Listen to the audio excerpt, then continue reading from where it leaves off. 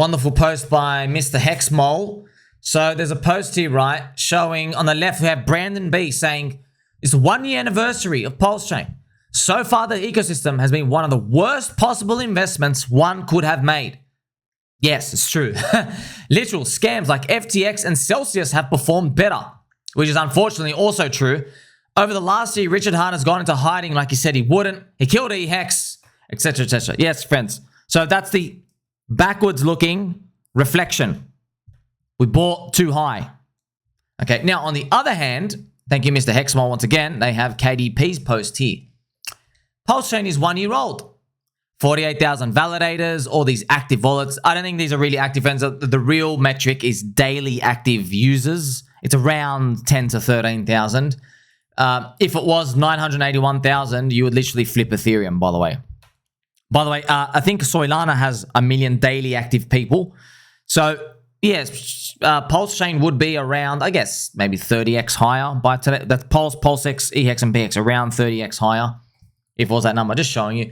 $400 million of TVL, user buy and burn for PulseX, flawless uptime, all of these, etc. Yeah, so they're great. They are great. I think it's just an important lesson everyone's learned now. Buy low, sell high. The old investment mantra. Everyone's learned it now. Also, the funny Mr. Hexmole. So the whole point of the post was there are two wolves inside of you. Which one is going fast? Of course, there's a backwards looking one and there's a forwards looking one. Now, you probably, okay, what's the motivational speaker guy going to say? Just look at the future. Just look at the future. All right. True, but no. No. How about, think about this. We are currently the future from 3 years ago. We are today. Did it play out like you thought?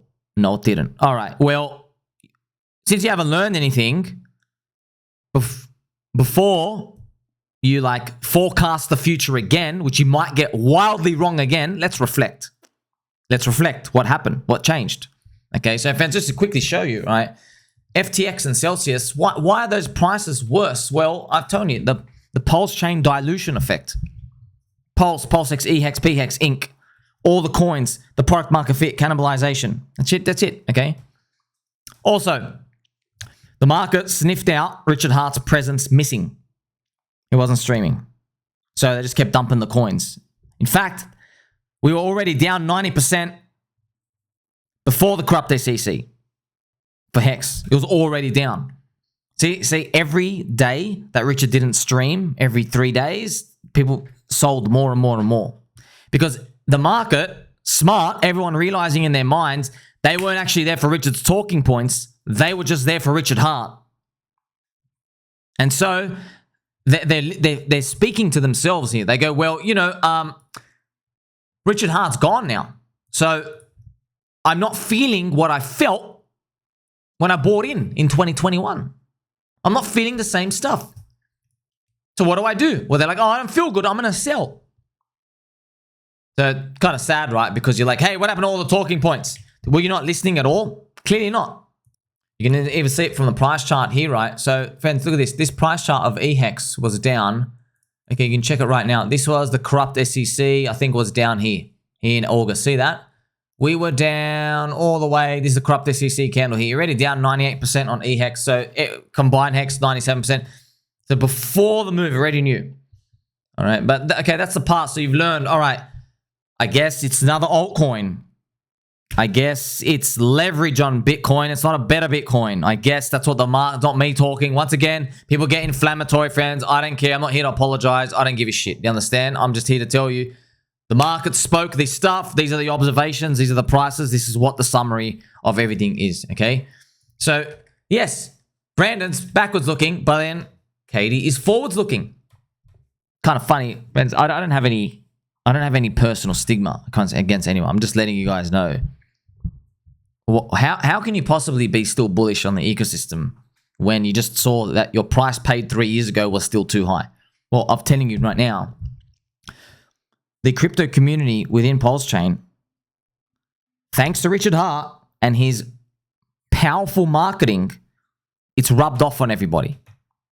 It's memetics, it's fractals, friends. These ideas and how he thinks it's spread out to the ecosystem.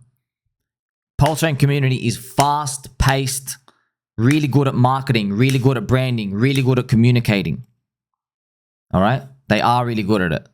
So if you're watching on the outside, yeah, they're great. I don't give a shit what the price says. I know they're one of the best. Literally one of the best, if not the best in the game. And what are they doing right now, friends? They're witnessing the crypto cycle. They witnessed, right, also I helped a bit. They witnessed Solana go up. Without AI, without restaking, without Igon layer and all these grifters, without layer 2s, without liquid staking derivatives, without decentralized penis, DPIN, or decentralized science, without all these things, without even really gaming that much, man. Is there gaming on it? I'm sure there is here and there. You see that? None of that. None of that. It had none of that. It just had memes and VCs throwing money into memes for airdrops and do the memes, do the memes, do the memes. They fostered the meme growth. Solana had the season. By the way, Solana does not have Coinbase's 100 million customers either. That was the Coinbase narrative. Solana doesn't have that. It still did good. Powerful. PulseChain community looked at that, and then it sparked off imaginations in everyone's head. Tang gang popping up all the coins. Peach, pear, fruit rat, HOA, dick with butt. Collect them all like Pokemon. You have Axis, SolidX, Hexfire, the influencer coins. Randy's Nope as well. Everybody's contributing in their own way. Now, it's controversial because you're minting shit coins. We all know, hey, we're just minting coins on the blockchain, but we're not really. It's kind of like we're minting culture. We're putting culture on the blockchain, right? So, but I'll keep using the word for fun. We're all just a bunch of poop coiners. But just so you understand at the end of the day, not to throw your life savings in on leverage at the very end. That's why I'm just helping you do that. Okay, just like I call everything a lottery ticket, even though some of them might be worth like 10 lottery tickets and some of them just worth one of a clip size. You also have Hexy Bastard, 9-inch, Poor Pleb. Remember the Poor Pleb universe, still there. Comic books. BBC. Okay? She loves it. That's what she said. You also have different communities pop in. We have Alex Magic Beard still cooking in the background. Icosa, people trying to do the burning and the stuff going on. We also have Dip Catcher, all right, with Gold P. We had the whole Solana thing, and like, Solana's kind of a poopy town. I'm like, oh, man. My friends, I made so many videos going, we made the top of Solana, didn't we, friends? Like, we're both saying, friends, we don't need to go into the land of soy. But just, you can appreciate it. They're trying to bridge. They're trying to bridge. It's currently in the downturn now, and other things are taking center stage. We might just find that rotates back. Things at the front now go to the back. You also have, of course, big giants, the Atropa ecosystem. Atropa, pDAI, by market cap, they're the largest, the winners. You also have Mr. B-Roots with Teddy Bear. Do you see how everybody's contributing all this stuff? It's just controversial because it feels like it's going against Richard Hart talking points. But the problem is the market's choosing, man. That's the problem. We've learned, man. That's why it's so controversial. That's why you're going to have to hear it from my mouth and you won't be able to hear it from the others. They can't tell you Richard's talking points no longer apply. The market changed. He has to update worldview, as they say. It's not choosing one ticker, one logo anymore. But you wonder why. Why did he have one ticker, one logo? It's because he marketed Hex like a store of value, as a store of value, a better store of value than Bitcoin. And he said, we're going to flip Bitcoin, do all these, right? It's going to be, you know, what's 1 cent on the way to $100, whatever. You see all that stuff, friends? All that, we're better Bitcoin, we give yield. It's main character stuff, friends. It's main character stuff. It was Cycle 1 narrative, and it was DeFi 2.0. So it was very visionary with how early he got it in the cycle back then. But now you get to see, right? That's why one ticker, one logo. Now, no longer one ticker, one logo. Why? He's building a Ethereum vision. First, it was the Bitcoin vision. Now it's the Ethereum vision. He's taken a punt. While the market is repricing Ethereum downwards, he's still bullish. Like, no, the future is Ethereum. Friends, I can't speak for the dude, but I'll tell you right now, if you believe in the future of Ethereum, you implicitly agree in a multi-coin, multi-ecosystem, multi-ticker, multi-logo, multi-communities world. You agree with that world. That's it. Just like a city. I don't want one pizza shop. All right, I want another pizza shop down the road. I want another one closer to my house. That's pretty much what it is. Okay, you can't just have one pizza shop. That's it. There's only one logo. But that was at the start, okay? That, you know, some people might say, look, you're riding behind him, right, in a very family-friendly way because you're here for the captain's call. Only he can see the vision. He assesses Bitcoin and Ethereum. He's like, all right, I guess I've got to have Ethereum in the sacrifice fund. He's going to deploy it whoever it is. He's fine the corrupt SEC. It is what it is. But also his marketing and his words have been that powerful that the rest of the PulseChain community have been taking things into their own hands, friends. They have been taking them into their own hands. They're popping up these meme coins. Could you believe it, man? That was the thing they had to do. Because we were all sitting here and we're all like, make more utility. And we did. No one's FOMO buying them. You got Fame, GMX Fork, you got Liquid Loans, you have other dexes. By the way, they're catering more to meme coins, but people are making utility. The Tetra guys. So shout out to everyone doing that. You guys are in a city and you're like, hey, I've got to build a bridge. Hey, I've got to build a hospital. Hey, we've got to put a roundabout here for this street. Hey, I want to put this park here. I get it. It makes so sense. It makes so much sense. And then what I'm saying is, yeah, they're needed, but once they're there, they're sufficient enough. No one's going crazy for a little park with a little swing. You see what I mean, friends? No one. What do you need more, by the way, in your neighborhood? Do you need a Louis Vuitton bag? Or do you need that park over there for your kids to go play and the swings? What do you actually need more?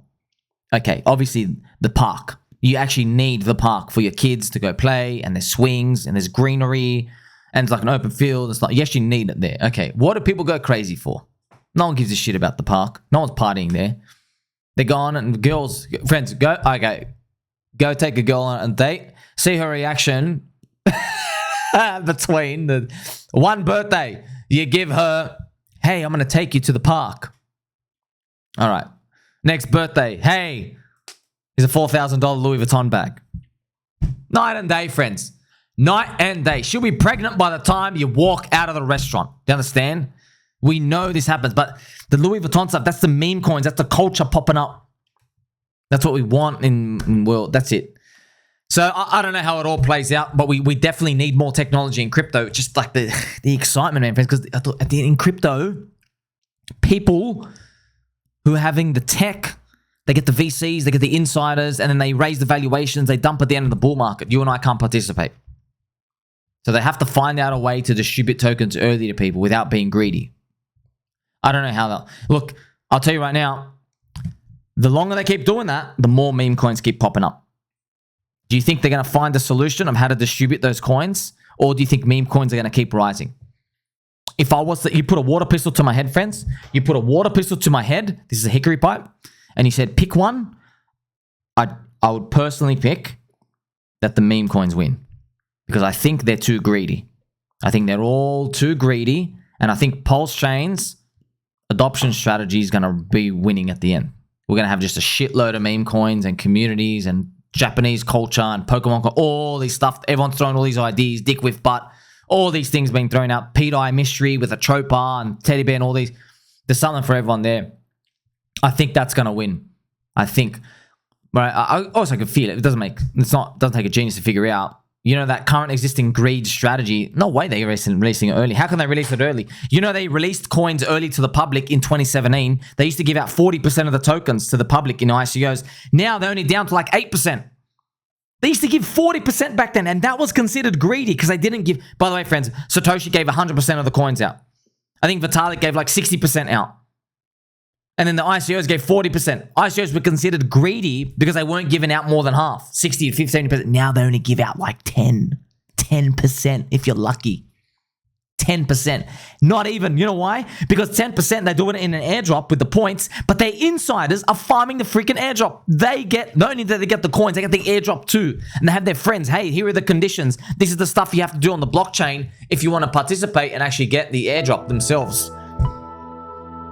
I think memes are going to win. I think we're going to get to a point every single person has a meme coin, and just old, boring, stale Hollywood movie actors or just someone, we're like, dude, why does that person have a meme coin? We're so dead. We're so dead when this is over. Once we start talking like that, we know. You know, it might be as glorious as Tai Lopez coming in, right? Knowledge, meme coins, knowledge, revolution, knowledge. I was like, bro, God bless you. I'm checking out. And I actually tell everyone, get the fuck out. Get out. You don't go long when that guy's long. That's it. Hope it's that clear, friends. Hope it's that clear. PulseChain's adoption strategy. It's catering more. Hey, we don't have AI dudes and all these other things doing this complex stuff because we kind of know, right? If they make them really cool out in the other chains, you can just throw them in, copy paste them. It's the memes and the culture that's winning so far. That's why this game is so speculative. It's so speculative. We're trying to guess the future. We're trying to read people before they can read themselves. I can read something though. You're my friend. Like, subscribe, BrandonB and KatieeP soon.